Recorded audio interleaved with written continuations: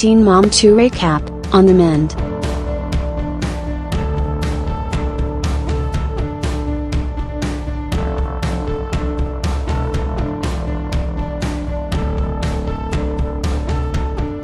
This season of Teen Mom 2 is really ramping up for what we assume is the finale.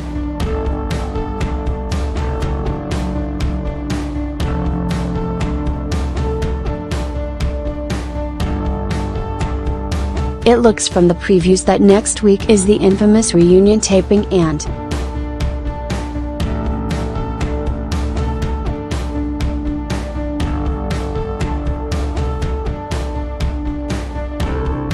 Chelsea DeBoer, Aubrey is going to Adam's parents' house for their visitation weekend.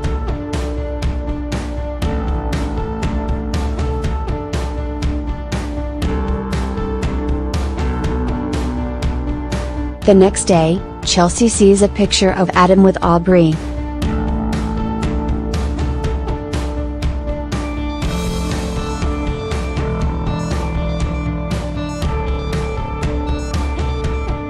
Chelsea and Cole are pretty upset by this because he is only supposed to see her at the visitation center.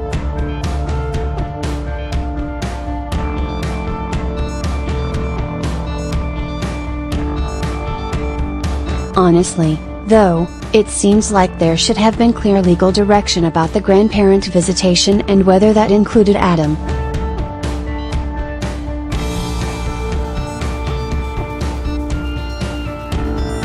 If it didn't, they are in violation and the picture gives her solid proof.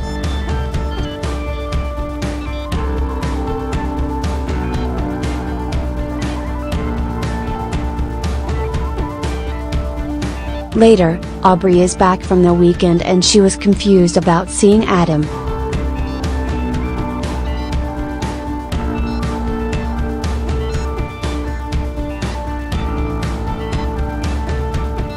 Chelsea goes to visit Mary and they talk about it.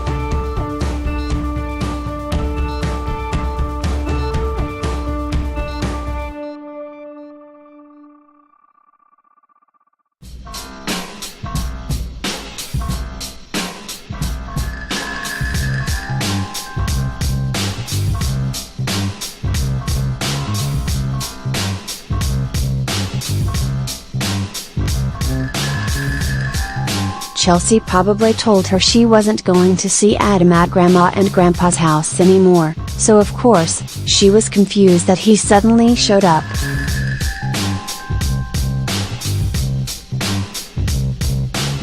Chelsea's lawyer sent his parents a letter referencing the visitation order from the court, and that seems like a decent way to handle the situation.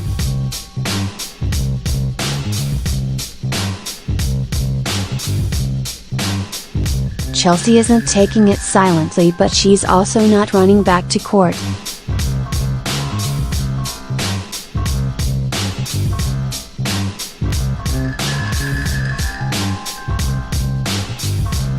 As it turns out, that was a really good way to handle the situation because Adam's mom apologized.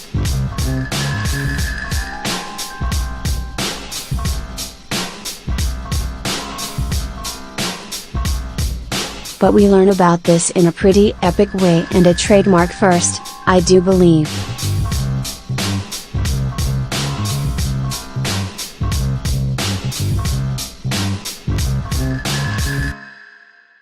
Chelsea goes to her producer's hotel room to share a crazy story.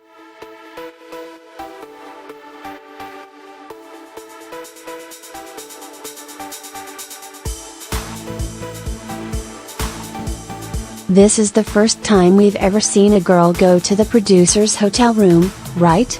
Apparently, Adam's mom showed up while Chelsea was pantsless and Cole was pooping. Chelsea wouldn't go to the door alone, so she had to wait for Cole to get done. Nothing like some added pressure, I guess. But in the end, his mom wanted to apologize for not realizing the visitation said not to include Adam, and she won't do that again.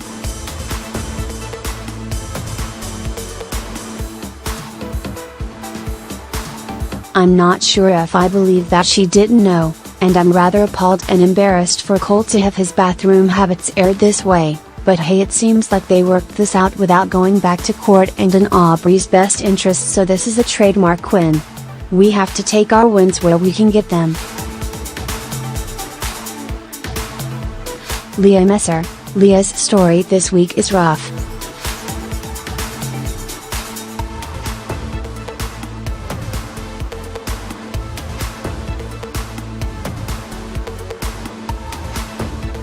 We have had a lot of rough stories on this franchise, but this one is really brutal.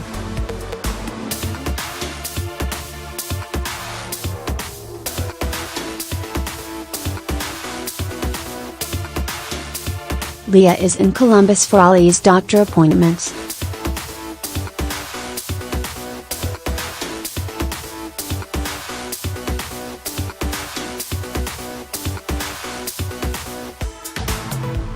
In a moment of levity though, we learn she still does her makeup on the bathroom floor.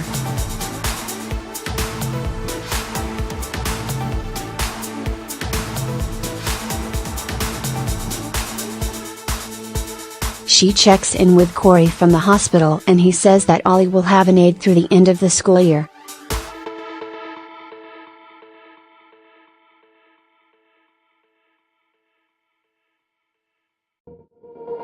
She won't lose her until next year, which gives them some time to try to fight the decision.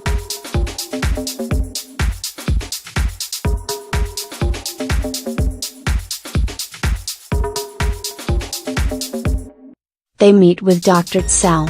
He is going to help with the case that the aid is necessary as well.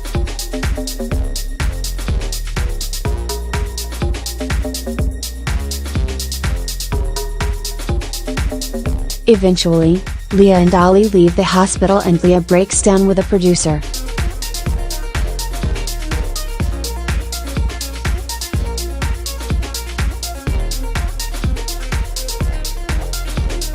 She doesn't want to cry in front of Ollie, so after a couple minutes she gets herself together and gets in the car.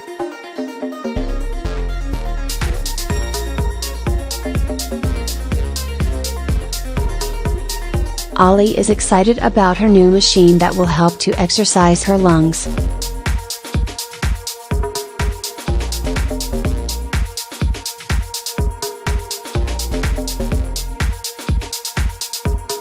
Honestly, Leah just did a great job with this, and it's one of the toughest situations.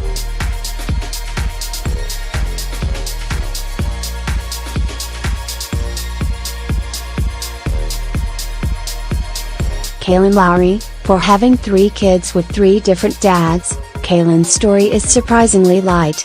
She also doesn't get much camera time this week.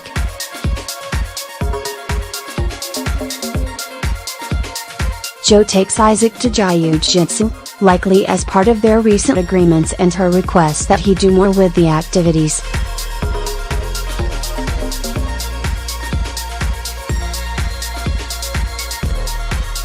The next day, Kail suddenly has purple in her hair.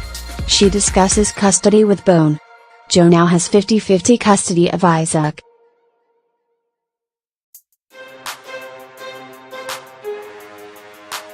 Later, Javi comes over to her house to fill her in on the Miami drama with Briana.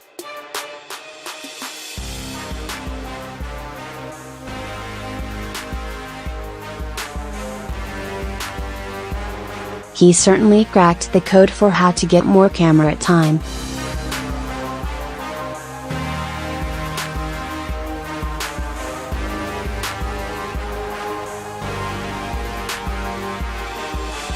I like to imagine Matt and Simon smacking their foreheads when they see these scenes, thinking this is how I could have gotten way more screen time, mess around with 2 of them. Anyway, Kail gives Javi some tough love and he tells her she's right, then they bang, maybe? Okay, so we don't see the last part, but if you followed the timeline in the tabloids, he was seeing Briana, Kail, and Lauren all at the same time, so it would make sense. Briana to Jesus. Briana is sitting in a room with her family, but this time it's in Miami.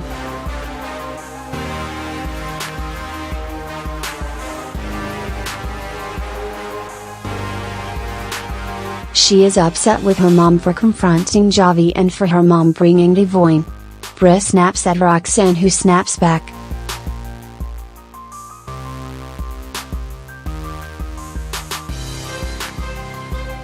I think Roxanne has a point that Devon is helping. After all, they are taking care of Briana's kids while she recovers from elective surgery.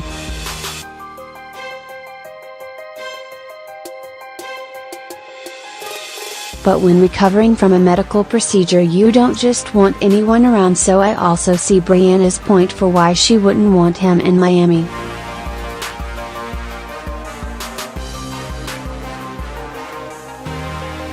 Frankly, I'd be upset they all came when you can't even lift your arms up.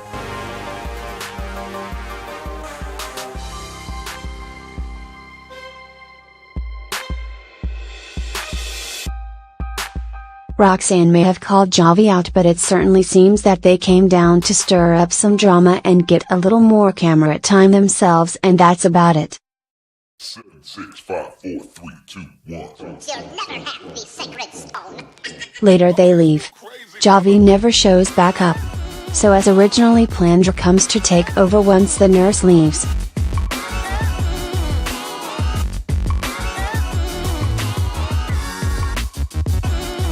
He confirms that he is on board to wipe butts.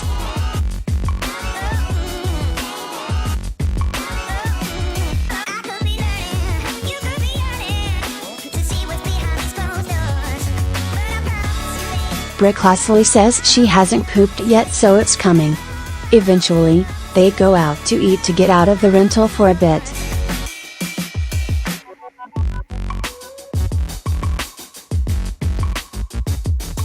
They talk about how over Javi Briana is, and she rants about Devon as well.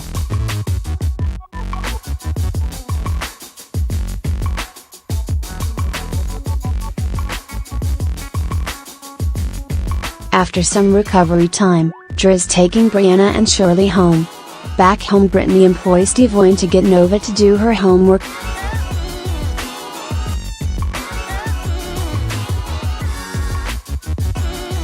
Britt tells Bri she is tapping out upon her walking in the apartment.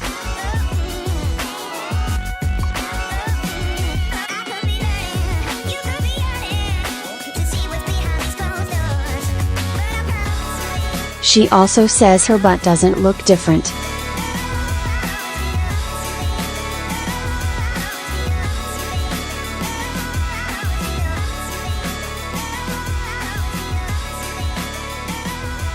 Briana talks to Devon, and it's actually a decent conversation, and while they get to a new understanding, she cries and wipes her nose with a pair of Nova's underwear.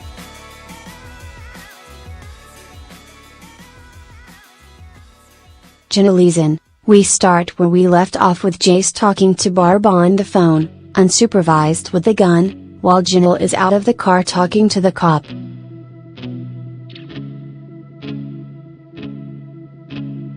They meet up with Barb. Poor Jenelle is really shaken up.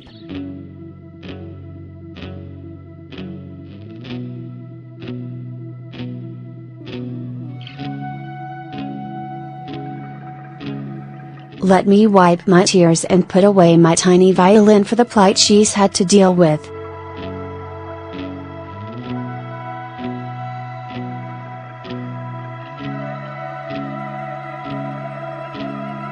After all, it's not like most of this was her fault, or like she had a small child who should maybe get some comfort or attention.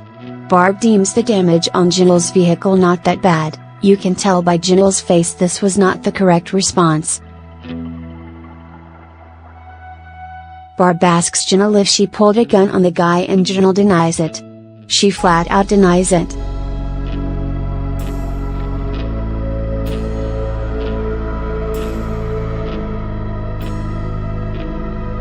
Then she scolds Jace for lying to Barbara. Obviously, we know this is a lie since we've seen the footage and heard the reports.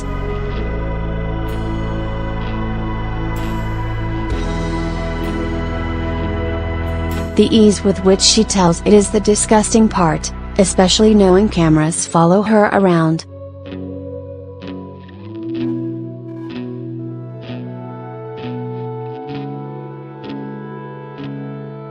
Barb talks to Nathan on the phone. She tells him that Jenelle pulled a gun on the guy.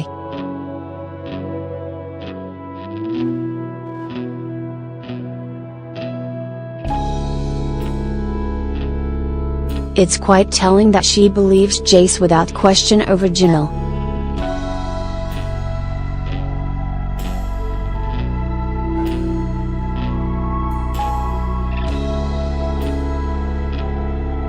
I'm so glad that Barb and Nathan are taking this so seriously and that they see the need to get Kaiser out of the house.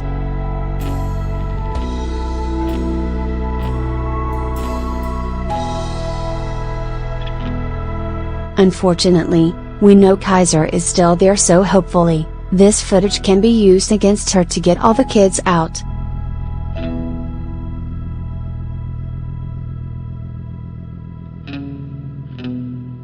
Barb does let Jace go back to Jenelle's because she doesn't want to violate the court order.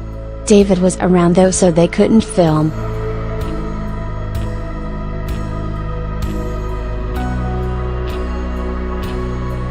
Barb talks to a producer until Jenelle comes and they shut down filming because David is with her.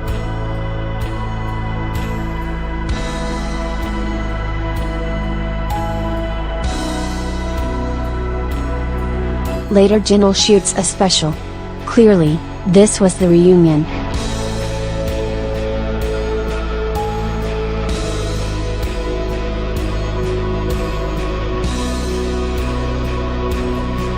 She tells Christian that she will film next season with Sasquatch David or she won't film at all.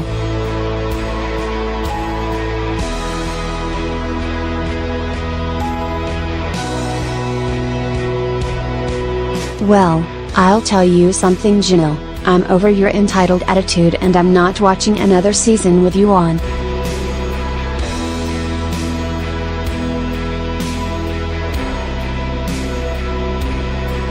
Come on MTV, you created these monsters, step up and stop enabling them.